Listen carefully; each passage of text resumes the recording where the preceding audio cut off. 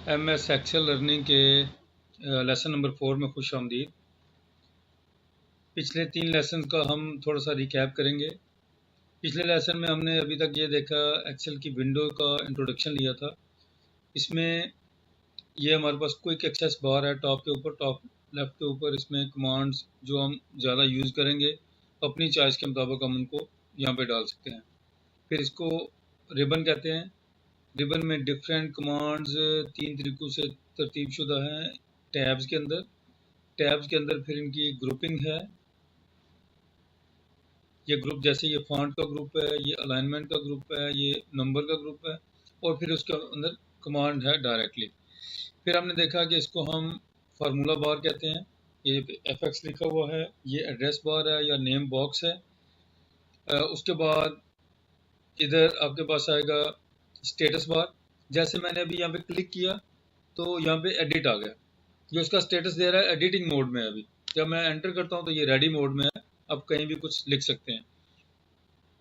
और bottom right पे zoom है, पेज डिफरेंट पेज व्यूज़ हैं।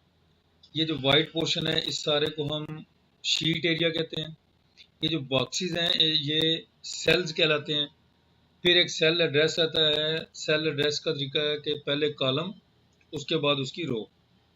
H9 जहाँ पे मैं अभी जो सिलेक्टेड सेल है उसकी निशानी होती है ये ब्लैक कलर। एक हो सकता है, एक से ज़्यादा सेल भी सिलेक्ट हो सकते हैं।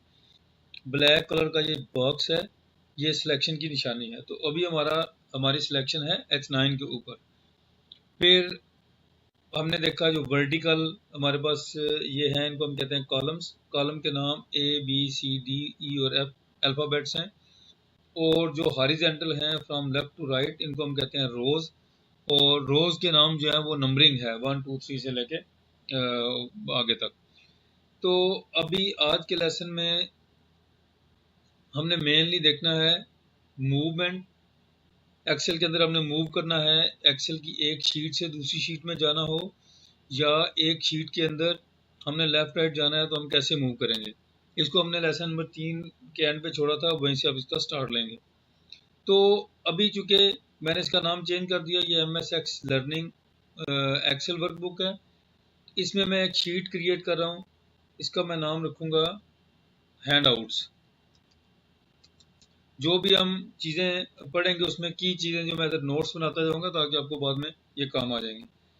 तो मूवमेंट करने के लिए सबसे पहले मेरे पास है माउस और कीबोर्ड के जरिए मूव कर सकते हैं वर्कशीट के अंदर और विद इन द वर्क, एक वर्कशीट से दूसरे वर्कशीट। जैसे अभी मैं अटेंडेंस पे हूँ, मैंने हैंडआउट्स में जाना है तो मैं इसको क्लिक कर लूँगा माउस के साथ सिंपली, दूसरी शीट को क्लिक कर लेंगे।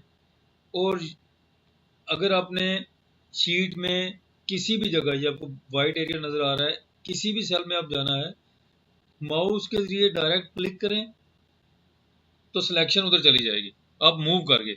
अभी मैं हूँ O9 के ऊपर, ये O9 आपको नज़र आ रहा है।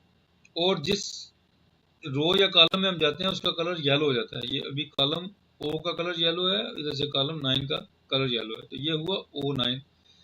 फॉर एग्जांपल मैंने जाना है R24 के ऊपर, तो सीधा ये R24 के ऊपर। ये हो गया माउस के साथ मूवमेंट। अच्छा, अभी मैंने मूव करना है पूरे का पूरा पेज राइट साइड की तरफ।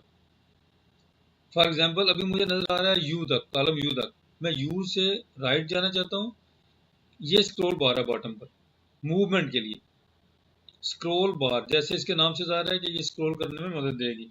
तो जब मैं इसके ऊपर एक क्लिक करूँगा तो शीट एक स्टेप राइट को मूव की, V W X Y, एक स्टेप, एक क्लिक के साथ एक स्टेप राइट को, और फिर एक स्टेप के साथ एक क्लिक लेफ्ट को।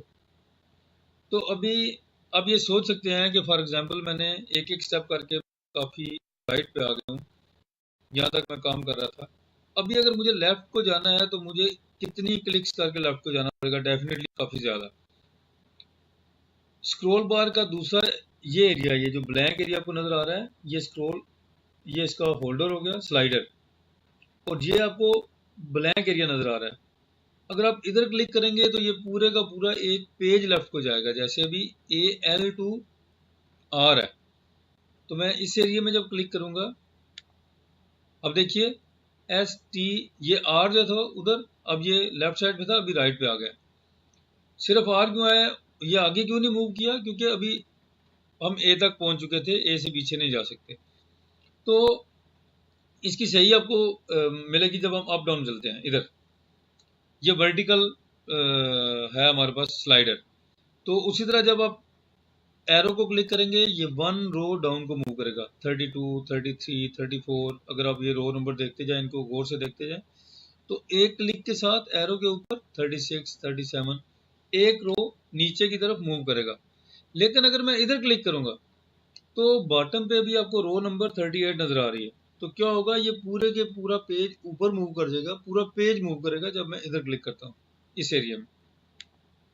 ये देखें, अभी आपको इधर टॉप पे 39 नजर आ रहा है, बॉटम पे 65 नजर आ रहा है। दोबारा इधर क्लिक करें इस जोन में, तो इधर 92 आ रहा है, ऊपर 66, पूरे का पूरा पेज ऊपर मूव कर गया।